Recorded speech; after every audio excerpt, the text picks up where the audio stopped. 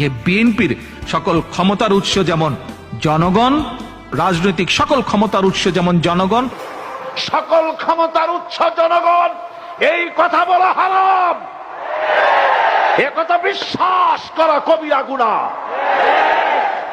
সকল ক্ষমতার উৎস জনগণ, এই কথা আপনাদের বলে ওই সব ধুরন্ধর রাজনীতিবিদরা আপনাদের ভোট নেওয়ার জন্য আপনাদেরকে পাম দিয়া ডানলপ টায়ার বানায়।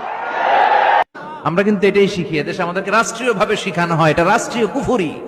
সকল ক্ষমতার উৎস জনগণ নয়, সকল ক্ষমতার উৎসকে উনি ক্ষমতার উৎস, তিনি ক্ষমতাশীল, মহা ক্ষমতাধর।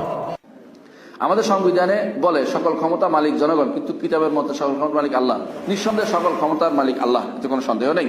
সংবিধানের এটা শুদ্ধ করা উচিত, যারা আল্লাহ তাআলা তৌফিক দিয়েছেন ক্ষমতা দিয়ে, তাদের উচিত এগুলোকে শুদ্ধ করে নেয়। আল্লাহ এদেরকে